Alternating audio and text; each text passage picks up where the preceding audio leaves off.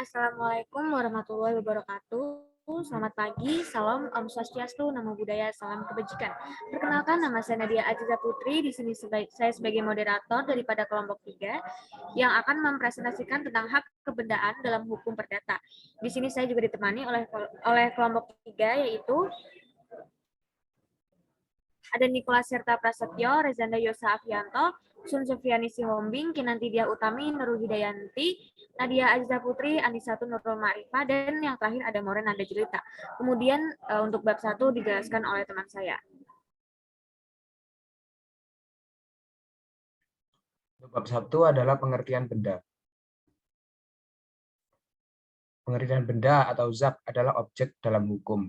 Menurut pasal 499 KUH Perdata, adalah segala sesuatu yang dapat menjadi objek hak milik, yang dapat menjadi objek hak milik dapat berupa barang dan dapat pula berupa hak seperti hak cipta, hak paten, dan lain-lain. 2. Pengertian hukum benda. Dalam bahasa Belanda, zakenrecht.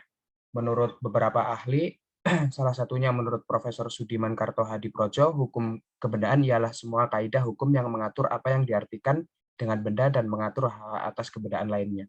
Lalu menurut Prof. L.J. Appledorn, hukum kebendaan adalah peraturan mengenai hak kebendaan.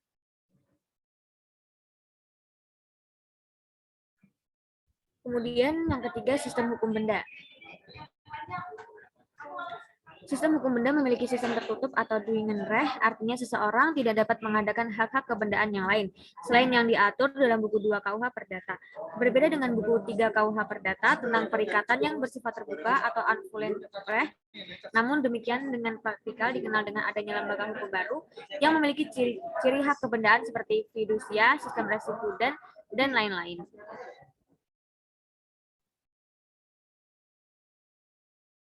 Di bab 4 ada macam-macam benda. Menurut Profesor Sri Sudewi Masfun Sufan, benda dibagi menjadi barang-barang yang berwujud dan barang-barang tidak berwujud. Yang kedua, barang-barang tidak bergerak dan barang-barang tidak bergerak, dan seterusnya. Sedangkan menurut Profesor L.G. Van Appledorn, benda dibagi menjadi benda berwujud dan benda tidak berwujud.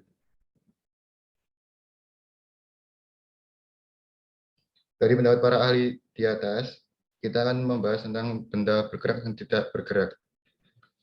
Benda bergerak sendiri terbagi atas satu, benda-benda yang dapat berpindah dan dipindahkan, benda bergerak dapat dihabiskan, tidak dapat dihabiskan, dan benda hak atas benda yang bergerak. Dan benda tak bergerak dibagi menjadi benda tak bergerak karena sifatnya, benda tak bergerak karena tujuannya, benda tak bergerak karena ketentuan undang-undang. Yang kelima, asas-asas hukum kebendaan. Asas hukum merupakan dasar atau petunjuk arah dalam pembentukan hukum positif. Sehingga dalam pembentukan hukum praktis harus berorientasi pada asas-asas hukum. Menurut Prof. Sri Sudewi Masun Sofwan, terdapat 10 asas umum dari suatu hukum kebendaan. Asas-asas tersebut dapat dijabarkan sebagai berikut. Dapat dilihat dari yang pertama, merupakan hukum pemaksa, hingga yang terakhir, asas ke-10, asas perjanjian. Hak kebendaan.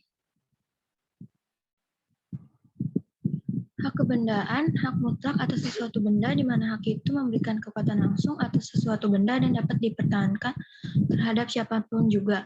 Terdiri atas yang pertama hak kepribadian, yang kedua hak-hak yang terletak dalam hukum keluarga, yang ketiga hak mutlak atas sesuatu benda. Ciri-ciri hak kebendaan yang pertama ada hak kebendaan merupakan hak yang mutlak. Yang kedua, hak kebendaan itu mempunyai Zachtgevolk atau droit de suite. Yang ketiga, sistem yang terdapat pada hak kebendaan, yaitu yang lebih turut terjadinya, tingkatannya lebih tinggi daripada yang terjadi kemudian. Yang keempat, hak kebendaan ini mempunyai droit de préférence. Pembedaan hak-hak kebendaan.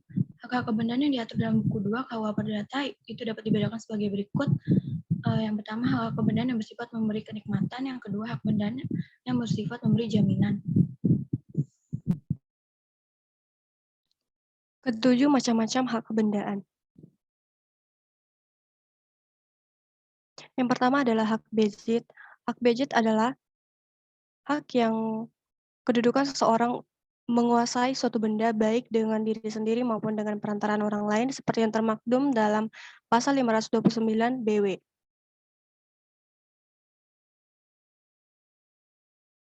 Yang kedua adalah hak eigendom atau hak milik. Hak eigendom atau hak milik ini diatur dalam pasal 570 BW.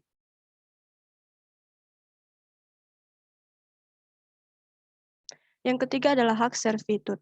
Hak servitude disebut juga dengan pengertian pekarangan, yaitu suatu beban yang diberikan kepada pekarangan milik orang yang satu untuk digunakan bagi dan demi kemanfaatan pekarangan milik orang yang lain. Selanjutnya adalah hak obstal. Hak obstal diatur dalam pasal 711 BW, mana hak obstal adalah hak untuk memiliki bangunan-bangunan atau tanaman di atas tanah orang lain. Yang kelima adalah hak erfat. Seperti yang diatur dalam pasal 720 ayat 1, hak ini adalah untuk menikmati sepenuhnya akan kegunaan suatu barang tak bergerak milik orang lain dengan kewajiban akan membayar upeti tahunan kepada si pemilik sebagai pengakuan atas kepemilikannya, baik berupa uang, hasil, atau pendapatan. Yang keenam adalah hak pakai hasil. Hak pakai hasil adalah suatu hak kebendaan dengan mana seseorang diperbolehkan menarik segala hasil dari sesuatu kebendaan milik orang lain, seolah-olah dia sendiri pemilik kebendaan tersebut dengan kewajiban memeliharanya sebaik-baiknya. Yang ketujuh adalah hak gadai. Sederhananya, hak gadai adalah hak hukum yang diberikan oleh pemilik properti oleh hukum atau diperoleh oleh kreditor setelah dijalankan. Hak gadai menjadi hak hukum kreditor untuk menjual properti jaminan dari debitur yang gagal memenuhi kewajiban pinjaman atau kontrak lainnya. Yang kedelapan adalah hak hipotek. Hak hipotek adalah suatu hak kebendaan atas benda-benda tak bergerak untuk mengambil penggantian daripadanya bagi pelunasan suatu perikatan. Dan yang terakhir adalah hak reklame. Hak reklame ini diatur dalam pasal 1145 sampai 1146A Kitab Undang Hukum Perdata dan dalam pasal 230 Kitab Undang Hukum Dagang. Selanjutnya, hak kebendaan menurut UU PA. Yang pertama adalah hak atas tanah. Macam-macam hak penguasaan atas tanah adalah hak bangsa Indonesia, hak menguasai dari negara, hak wilayah, hak individu atas tanah yang terdiri atas hak milik, hak guna usaha, hak guna bangunan, hak pakai, hak sewa untuk bangunan, hak untuk membuka tanah dan memungut hasil hutang, hak lain yang tidak termasuk dalam hak-hak tersebut. Selanjutnya, hak atas air dan ruang angkasa terdiri dari hak guna air, pemeliharaan dan penangkapan ikan, dan juga hak guna ruang angkasa.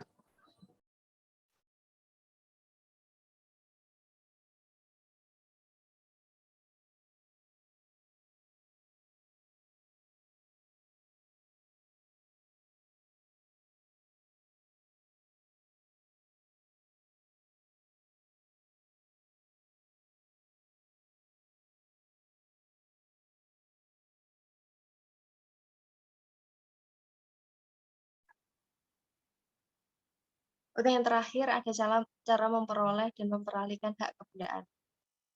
Yang pertama ada hak besit. Menurut pasal 540 KUH Perdata, cara-cara memperoleh besit dapat dilakukan dengan dua cara, yaitu yang pertama dengan jalan okupatio atau pengambilan benda. Artinya memperoleh besit tanpa bantuan dari orang yang membesit terlebih dahulu. Lalu yang kedua ada dengan jalan tradition atau pengoperan, yang artinya memperoleh besit dengan bantuan dari orang yang membesit terlebih dahulu. Seperti contohnya warisan. Menurut pasal 541 KUH Perdata, bahwa segala sesuatu besit yang merupakan besit dari seorang yang telah meninggal dunia beralih kepada ahli warisnya dengan segala sifat dan tasat-tasatnya. Orang bisa kehilangan besit apabila kekuasaan atas benda itu berpindah pada orang lain, baik secara diserahkan maupun karena diambil oleh orang lain, serta karena benda yang dikuasainya telah nyata ditinggalkan. Lalu yang kedua ada hak milik. Menurut pasal 570 KUH Perdata, hak milik adalah hak untuk menikmati suatu benda dengan sepenuhnya dan untuk menguasai benda itu dengan sebebas-bebasnya, asalkan tidak bertentangan dengan undang-undang atau peraturan umum, serta tidak mengganggu hak orang lain. Berdasarkan pasal 584 KUH Perdata, ada 5 cara untuk memperoleh hak milik atas benda, yaitu yang pertama pemilikan atau pendakuan, perlekatan, lampau waktu atau daluarsa, pewarisan, serta yang terakhir adalah penyerahan atau leasing.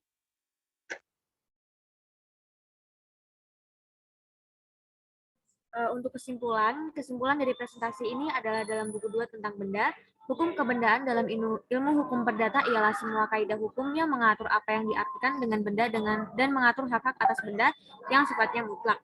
Benda-benda tersebut adalah benda berwujud, tidak berwujud, barang yang bergerak dan tidak bergerak, serta poin-poin lainnya yang dijelaskan menurut para ahli di atas. Bagaimana objek hukum, hak dalam benda bisa diperoleh, dilepas, dialihkan, dan hilang yang pada keseluruhannya sudah diatur dalam KUH Perdata yang berlaku di Indonesia. Sekian presentasi dari kelompok 3. Wassalamualaikum warahmatullahi wabarakatuh.